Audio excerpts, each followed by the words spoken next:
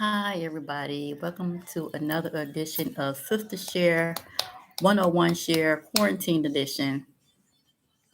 Um, Sorry, you guys haven't been on for maybe a week now. I think.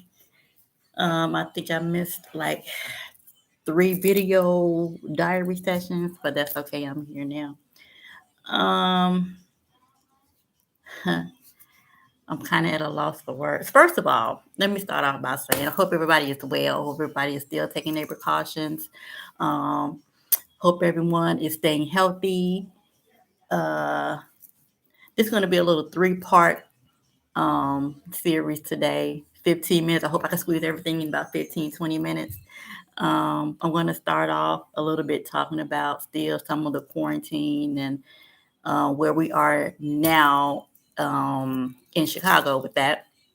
Um, and I'm going to talk about a little bit about some bad news that I heard this morning, and I'm going to end with another little history lesson from WA and about my family roots. Um, yeah. So first off, City of Chicago is approaching stage three in opening. I think that's what the mayor was talking about at the end of this month. And that's when the beauty salons and the barbershops and some retail stores will be opening and everything. The restaurants are still on hold. I guess they're trying to still figure out with the plan on how you can dine in and still be socially safe. So maybe they're working on that. And once they get all that figured out, I guess there would be a stage, they would be in stage four of reopening. I think that's good to hear. We're on the right track, supposedly, trying to get things back to normal as quickly as possible. And that was a bit of good news on that front. However, today um, I got some disturbing news that one of my coworkers have passed away. I don't know all the information about, you know, why he passed away. But I'm sure that'll be up and coming, and I'm going to respect the family wishes on that end. And I'm not going to say anything else as far as that's concerned. But my condolences goes out to him and his family. And us being at work, we are a small, close knit group of people. It's only like a handful of us on the two branches, so we all are like family. So, this is hitting his work family is just as well as it's hitting his family. Um, and my heart goes out to them, and he is really going to be truly missed. He was a character, um, but if you asked him to do anything, he would not hesitate to do it. Um, he can just get on your nerve one minute and be your best friend the next. So we all had that relationship with him, and he is really, really, really, truly going to be missed. Oh my God, there's nobody that's going to be able to replace him. He's one of a kind. Of course, there would be a body to fill that position, but replacing him, no, it's no. That's not going to be it. That's some shoes that's going to be hard to fill replacing him. He, oh my God, he was just Mike. So um, my kids knew him. My son actually was his his number two partner in doing things around there sometimes. So when I told my son, he was kind of stunned by it as well. But it's a family member that's gonna be truly missed, and yeah.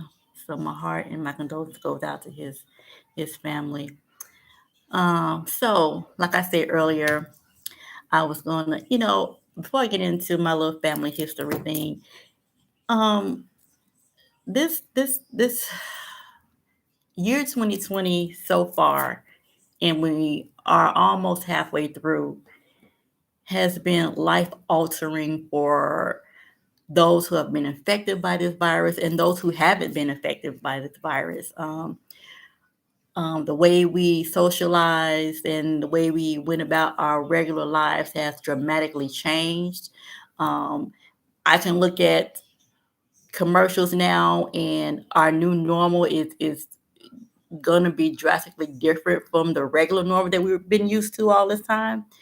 So it's going to be a lot of still social distancing taking place. It's going to be a lot of um, wearing masks, going to see people in masks everywhere. Um, Parties are not going to be parties like they used to be. It might be restricted to 10 or less or 20 or less. It all is going to come down to how these numbers are decreasing of people that's been infected and people that's still dying from it. So it's going to be like this, I think, for a good little while. I don't even see anything really relaxing, really, probably until next year this time, maybe, perhaps. Um, and that's the case, they'll probably have a vaccine for it during that time. So it's a lot of what ifs and ifs. You know, things are just up in the air when it's concerning this virus, and you know, it's hitting home. It's affecting so many people, and a lot of people are not taking it seriously like they should, and they're falling victim to the virus. So, heed the warnings, continue to wash your hands, continue to sanitize. I mean, I've gotten in the habit. I mean, I don't care where I am. If I go over to a friend's house or whatever and everything's okay, I'm still sanitizing my hands all the while I'm there. I don't care if you get offended. I don't care. You be like, everything's okay. It's here. Well, okay, well, good for you, but I'm still going to sanitize my hands. I'm going to wash my hands. Did I touch something? Oh, hold on. Give me sanitizer. No, I'm not playing no games like that because I have a family I have to think about. I have my kids here. I have my grandbaby here. So I have to really be mindful of, what's going on around me, what I can possibly take home. Even though our work environment is pretty much contained and is not um, directly contacted with the public. Anybody that does come in the lobby, we meet putting on our mask, and we're taking those precautions. When they leave, we're wiping down. So I think that's going to be like the new normal, even if when we do decide to really open back up fully, where customers could actually come into the lobby. I think we already got our shields up and everything. So we're still going to be taking the necessary precautions to make sure that we stay safe. I mean, who would have thought this year would be like this? Who would have thought um, the things like this would be taking place?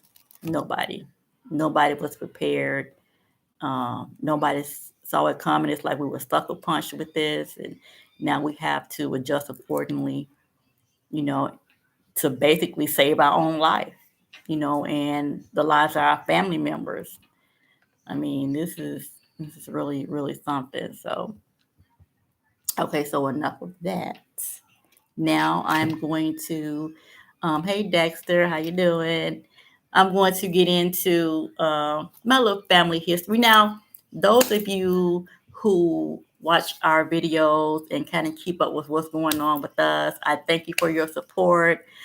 Sister Cher is trying to do big things in the next year or so. This is just a beginning of our platform. We want to stretch out and do more things other than just these little small platforms that we're doing here. So we want to get back. We want to go into community outreach and things like that. And I have a special platform that I want to do. So that will be connected with Sister Cher. Where I get a little bit. I will tell you a little bit about that later after my little history lesson here. But yeah. So since Father's Day is approaching. Um, I would like to say a little bit of something about my dad's side of my family. Unfortunate, I didn't grow up with my dad. I didn't get a relationship with my father. I think I was in my late 20s when he actually kind of like wanted a relationship with me. I met him for the first time when I was about, I guess, 14, 15 years old. I was getting ready to come out of grammar school. And I don't know what my mom and my dad's relationship was before I was born, after I was born. Um, that's in none of my business. However, I do think that both of them should have made an effort for me to have a relationship with my dad. Now, I don't know the dynamics of their relationship. I don't know if it was just a casual thing or they were actually I don't know. Anyway, it shouldn't make a difference. It shouldn't make a difference at all. Me knowing my mom, I know she can be very stubborn, and um, some Black women, I hate to say this, but they kind of use the kid as a leverage or a pawn or something like that, or just to get back at the guy or whatever the case may be. I'm gonna be transparent about it. Yes, some Black women do that. But on the other hand, since I've known my dad and I've gotten to know my dad on a certain type of level, I kind of see that yeah, he didn't really make any effort either. So like a lot of Black men, some, not most. I wouldn't even say most, but a lot. Normally you would get, you know, some Black men who don't make an effort at all, and if the woman don't push, they're not budging, and it's hot as hell in here. And got me some tea. Not no wine today, too hot for alcohol. And some men, hey, if the mama not saying anything, if the mama not trying to make me do anything, I'm not doing nothing. How about that? So, and I think back then that's where my dad head was at. Um, Now that I've known him and I've seen his personality, my dad was kind of out there. I'm gonna be transparent about that too. He was so out there that my dad, still have like another daughter just flying around there somewhere. Yeah. So, um, it's not surprising to me, you know, that that has happened. But hey, you move on.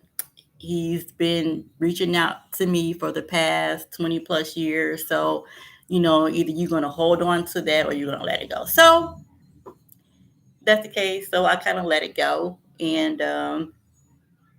because when you're growing up and you don't have that other person, whether it be the mom or the dad in your life, you kind of wonder where you get some of your attributes from, some of your features, some of your talents, some of your interests, because you don't see it in the parent that's there with you all the time. So you be like, okay, so why am I like this? Why I don't have this parent that I see every day, all day? So where's all this other stuff coming from? So you kind of lose some of your identity because you don't know,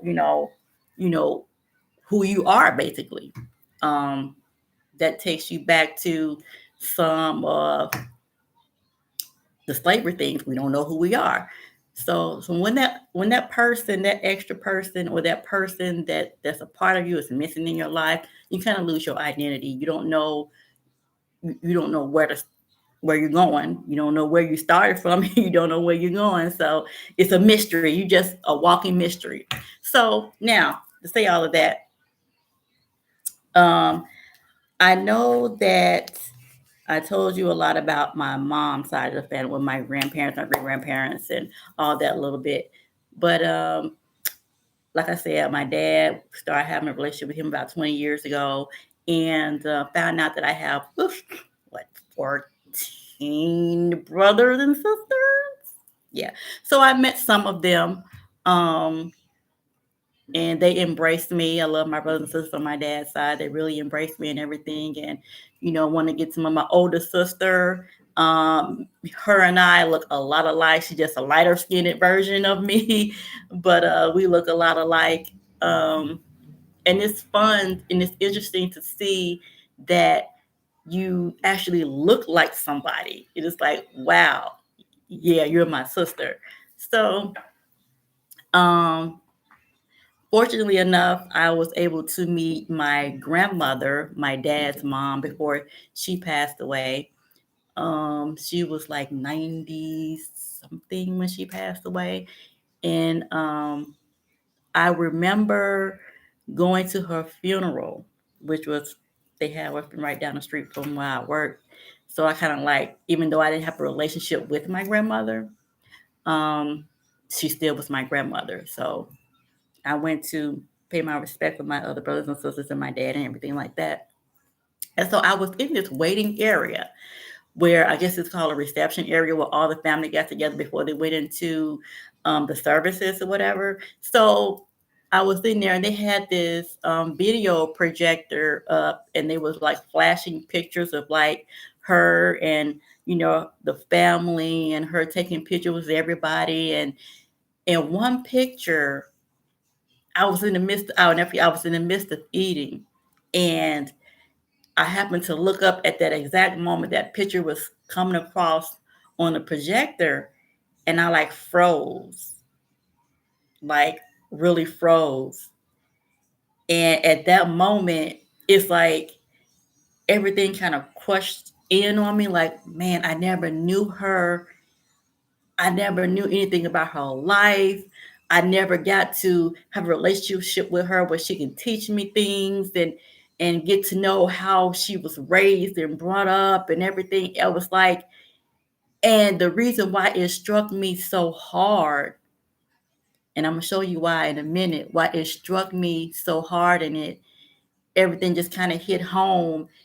And I realized like, man, this is my family. You know what I'm saying? And at that moment I had a whole ton of emotions just come upon me, and I almost just like broke down right then and there. And I want you to look at my face, and I'm gonna show you this picture. This is my grandmother on my dad's side when she was younger.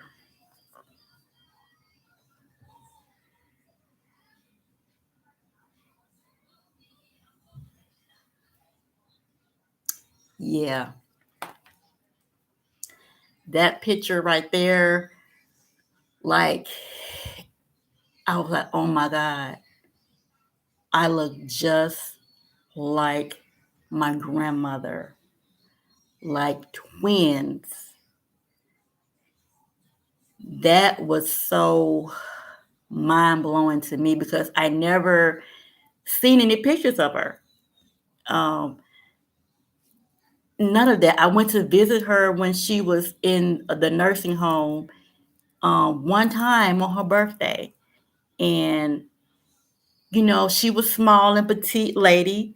And now I know why I'm small and petite. But my mom, my grandmother, and my grandmother, my great grandmother on my mom's side, and my mom and all her sisters are like short, but they're not petite. They're short, but they're not petite with it. And when I saw her, I'm like, she is short and petite. But my great grandmother on my mom's side was short and petite too. So it was like, okay, I could have got it from them, but I could have got it from her too. So I just got it from both sides.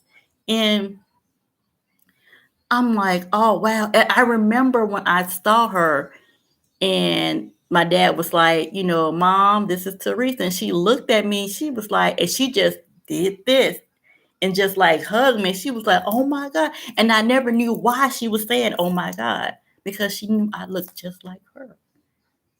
She knew I looked just like her. And that was a wow moment for me. And now I kind of understand why my dad calls me every so often, and still try to keep that relationship going. because I look so much like his mom. Um, it was, I just couldn't believe it. You know, it was like, man, it's something that I wish I was prepped for before I went to the funeral. If I had known that I looked so much like her, I probably would have took some time out before she even passed away to go visit her sometimes at the nursing home because of that. You know, and that's why it's so important for kids to know who their parents are, not just one. If you're a single dad, they should know about their mom's side of the family. If you're a single mom, same thing. That's why it's so important. That is so important. You know, we want to know where we came from, who we look like, where we get our features from, where we get our interests from. Kids need to know that. We really need to know that, and that's probably why some of us are so angry and so um, don't have any direction, don't know how to don't have any stability, because we got significant people that are missing in our lives. So I just want to share that with you all. Um, yeah, everybody, just please, please, please, please, you know, be careful, be cautious. If you are going to be out this weekend, this Memorial Day weekend, please wear your mask, even if you're going over to your family's houses, your friends that you're really close to, you know, still be careful, be cautious. As the mayor would say, that we still on lockdown. We still shouldn't be going anywhere and doing anything. But damn it, it's like 90 degrees outside. Do you really, honestly, you know what? Let me show y'all something real quick. I know I had to get my kids out the house because they were like, been in this house for 2 weeks straight, doing homework and just watching TV and doing that. And I was like, I got to get them out of the house so they can get some fresh air and, experience some outside, you know. And I knew I had to do that because I knew things was getting really serious. Well, my kids were like, Mama, you know, something is wrong in the bathroom. I'm like, what are you talking about? I'm sitting there, playing a video game on my phone, just trying to, you know, entertain myself. And, they like, it's something going on in the bathroom that, I had to take a picture. I'm trying to find, okay, that you really need to see. They said it's something wrong with the toilet. It's smoking. I'm like, what are you talking about? The toilet is smoking. First thing I'm thinking, okay, what are y'all doing? What are y'all doing in there? You know, because both of them looking like they was up to no good.